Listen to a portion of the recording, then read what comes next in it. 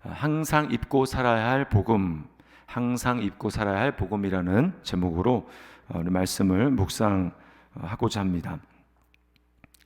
자, 1절 말씀에 보니까 14년 후에 내가 바나바와 함께 디도를 데리고 다시 예루살렘에 올라갔나니, 이렇게 이야기를 합니다. 자, 어제 살펴본 거와 이제 이어서, 어제는 예수님을 만난 이후에 3년 만에 예루살렘을 방문해서 게바를 만났다라고 했는데, 오늘은 이제 14년 후에, 그러니까 예루살렘을 첫 번째 방문했던 이후 11년 만에 다시 예루살렘으로 올라간 것입니다.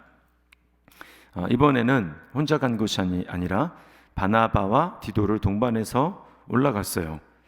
자, 이게 이제 어떤 이제 사도행전과 우리 서신서를 같이 읽어야 되는데, 사도행전에 보면 15장에 이제 예루살렘에서 회의가 열리는 그런 장면이 나옵니다. 자, 이게 이제 왜 그러냐면, 왜 회의가 열렸냐면, 이 안디옥이 바나바와 바울을 선교로 파송한 그런 교회죠. 자, 그 교회에 거짓 선지자들, 이제 예루살렘에서 파송되었다라고 이야기하는 거짓 선지자들이 들어와서 잘못된 가르침을 가르쳤기 때문이에요. 뭐라고 했냐면, 모세의 법대로 할례를 받지 않으면 너희 중에 구원을 받지 못한다라고 이야기를 한 것입니다. 그러니까 지금 갈라디아 지방은, 이 안디옥 교회가 있는 갈라디아 지방은 다 거의 대부분이 이제 이방인들이 복음을 듣고 예수님을 믿었습니다. 그들은 유대인이 아니죠.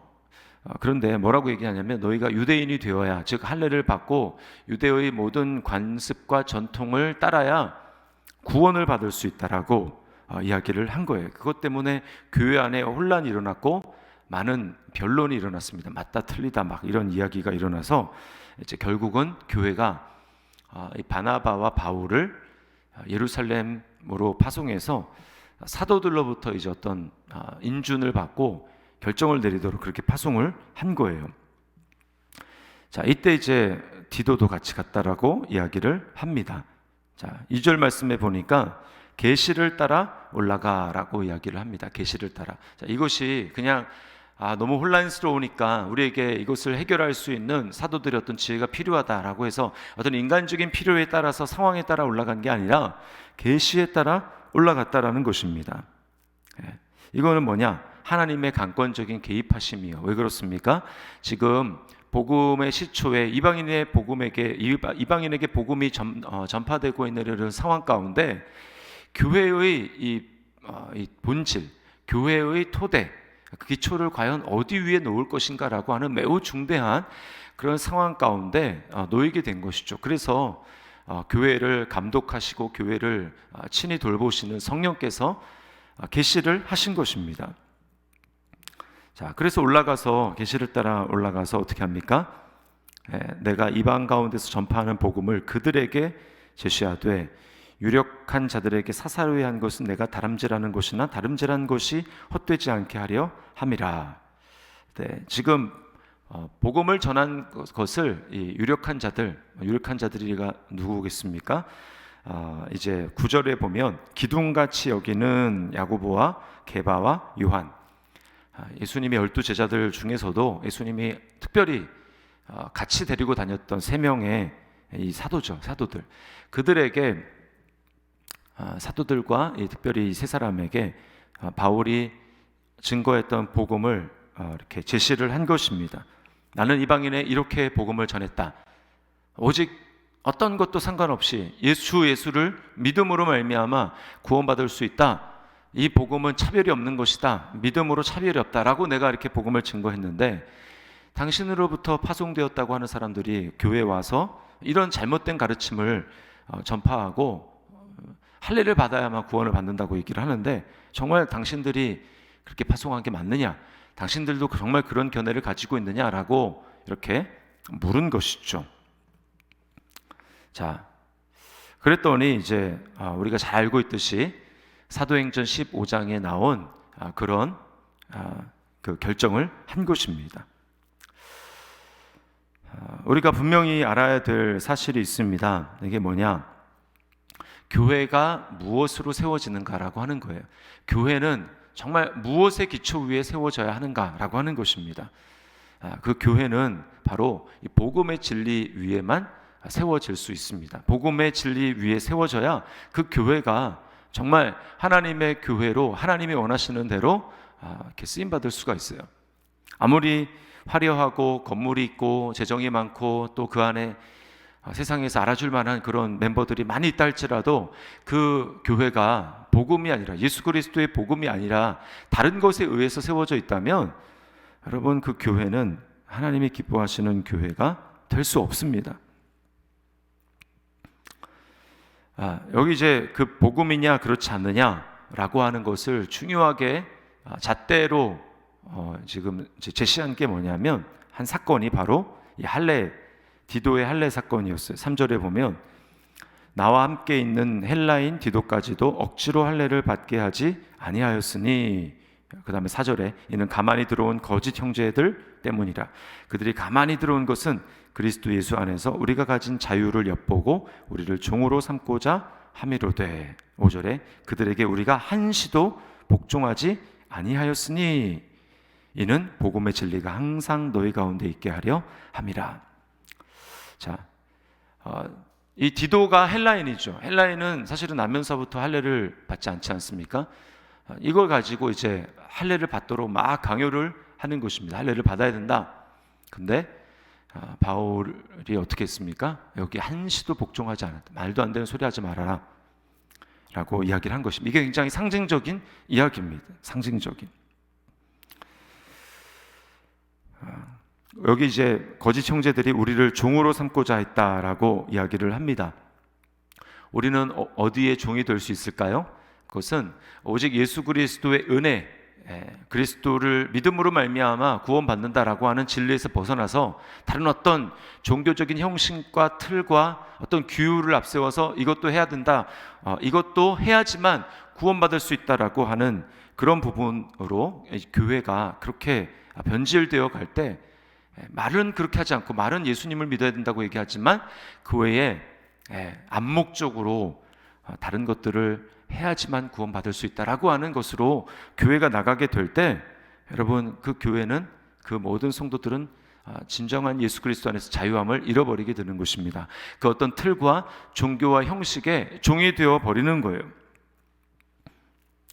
그렇게 될 때 어떻게 됩니까? 우리는 오직 예수 그리스도 안에서만 자신의 정체성을 확인하고 그래서 오직 예수님만 자랑하는 것이 아니라 무엇을 자랑합니까? 인간에게 속한 어떤 그런 것들, 내가 지금 지키고 있던 어떤 그런 규율들, 그런 것을 가지고 자랑하게 되는 거예요. 그럼 무엇입니까? 자랑하는 게 곧 그 사람의 정체성입니다. 나는 어디에 지금 마음을 두고 나의 정체성을 두고 있는가라고 하는 문제죠. 정말 예수님만 자랑하고 예수님 한 분만으로 내가 족하다라고 이야기하는 것이 아니라 그 외에 많은 것들을 이야기하고 자랑한다면 여러분 그것은 지금 복음에서 벗어나 있다는 것을 보여줍니다. 특별히 여기 5절에 복음의 진리가 항상 너희 가운데 있게 하려 합니다 이렇게 얘기를 하죠. 복음은 예수님을 처음 믿을 때 그때만 필요한 기독교의 입문 과정이 아닙니다.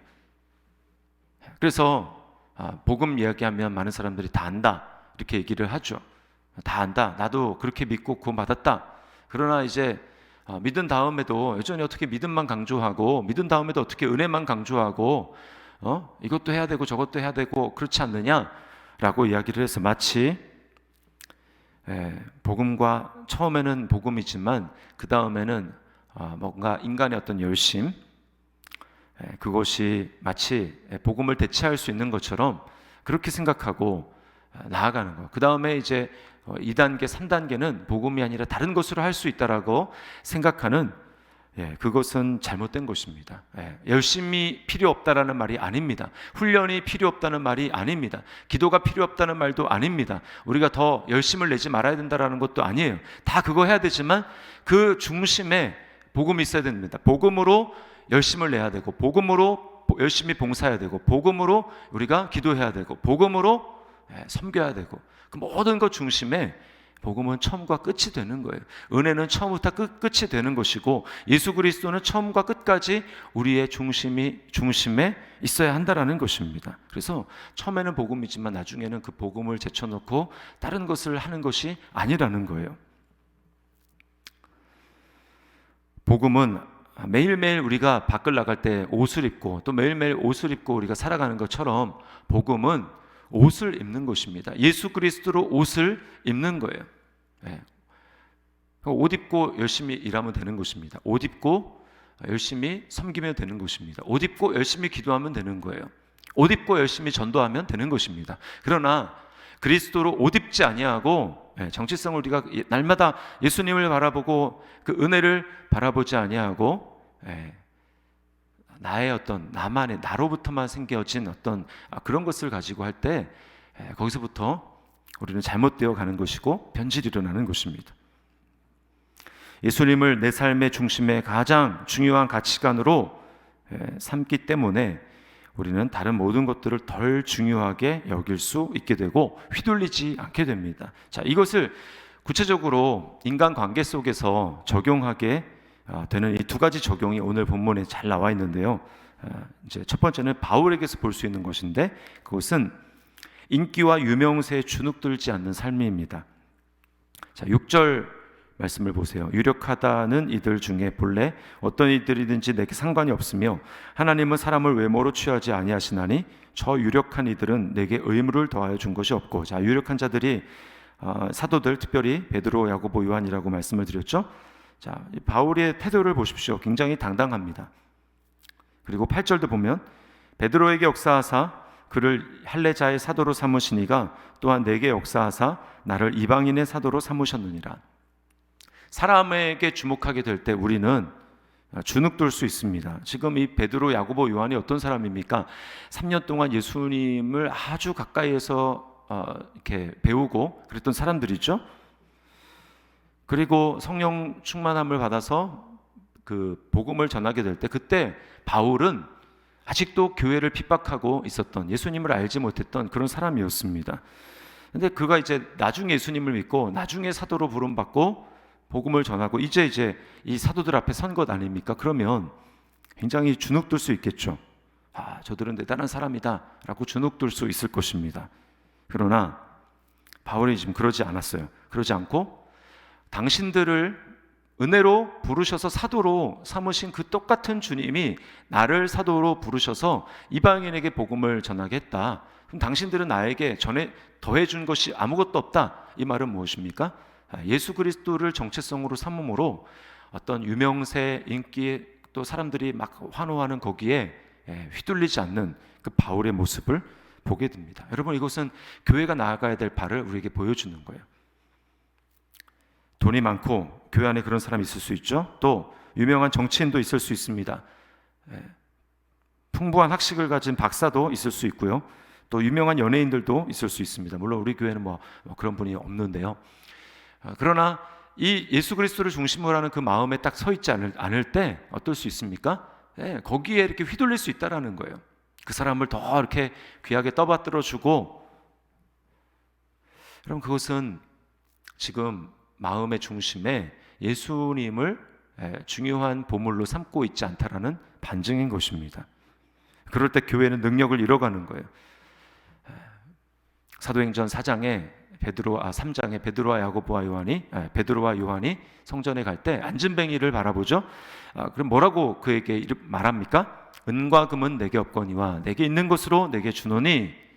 그들에게 있는 것이 무엇입니까? 돈은 없었어요. 그러나 예수의 이름이 있었습니다.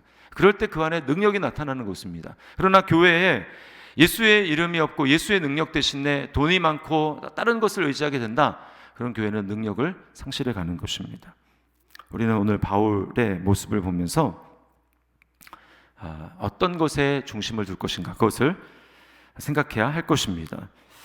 또 두 번째는 똑같은 것인데 반대로 이 베드로와 야고보와 요한의 입장이에요. 겸손입니다. 겸손. 복음은 우리를 진정으로 겸손하게 만들어요.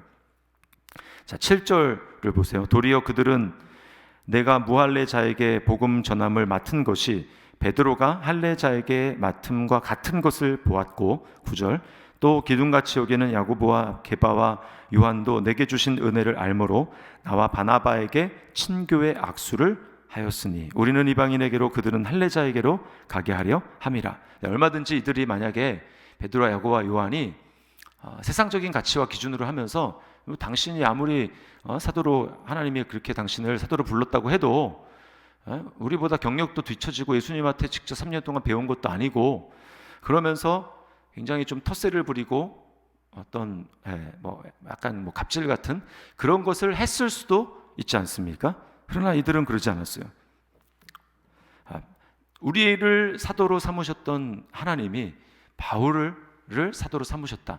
늦게 부름받은 것 그거 중요한 것이 아니다. 저가 지금 사도로 부름받았다. 그리고 이방인에게 복음을 전하고 있다. 그것을 중요하게 본 것이죠. 그래서 그들 위해 군림하는 태도를 취하려고 하는 것이 아니라 겸손하게 친교의 악수를 교제를 내밀면서 함께 교제하는 이런 모습을 보이고 있습니다. 여러분 우리가 스스로 돌이켜 봐야 합니다. 나는 정말 예수 그리스도만으로 사람들과 관계를 하고 교제를 하고 있는가? 그래서 나를 마치 내가 신앙생활을 오래 했고 또 어떤 신앙의 경력이 많고 훈련을 많이 받았고 또 나름 성숙하다라고 하는 그런 스스로의 자만심에 빠져서 예수님을 믿는 초신자일 수도 있고 그런 사람들 있는데 그 사람들을 이렇게 깔보면서 자신을 자랑하고 있지는 않는가? 오늘 베드로와 야고보와 요한이 보여준 모습을 통해서 우리는 우리 자신을 겸손하게 돌이켜 봐야 할 것입니다. 오직 예수님 외에는 우리가 내세울 것이 아무것도 없어요. 그렇다면 우리는 남들 위해 교만하게 생각할 것이 아무것도 없다라는 것을 알게 될 것입니다. 오늘 말씀을 기억하면서 나는 지금 복음 위에 서 있는가? 나는 예수 그리스도를 나의 진정한 정체성으로 삼고 있는가? 나는 그 복음을 옷 입고 살아가고 있는가? 라고 하는 것을 오늘 기억하면서 세상의 가치에 주눅들지 않고 반면에 또 그런 것들이 있다 할지라도 내가 그것을 가지고 자랑하고 그런 삶이 아니라 오직 예수님만을 자랑하는 예수님에게 중심을 둔 그러한 진정한 믿음으로 살아가는 오늘 하루가 될 수 있기를 주님의 이름으로 축원합니다. 기도하겠습니다. 하나님 아버지 감사합니다. 오늘 말씀을 통하여서 다시 한번 우리에게 가르쳐 주시고 깨닫게 하여 주신 은혜를 감사합니다. 주님, 예수 외에는 우리가 입고 살아갈 옷이 없다라는 것을 고백합니다. 주님, 오늘도 예수님으로 옷 입고 은혜로 무장하여 살아갈 수 있도록 인도하여 주시옵소서. 세상의 가치에 휘둘리지 않게 도와주시고 거기에 주눅들지 않게 도와주시고 더 나아가 주님, 내가 또 세상의 가치관으로 은근히 자랑하며 예수님을 한쪽으로 밀어두는 일이 없도록 주님, 우리 안에 오직 예수님이 중심이 되어 예수님만을 존귀히 여기는 복음을 옷 입고 살아가는 복된 한날이 될 수 있도록 축복하여 주시옵소서. 오늘 우리와 함께 하시고 동행하실 주님께 감사와 찬송 올려드리며 예수님의 이름으로 기도드리옵나이다. 아멘.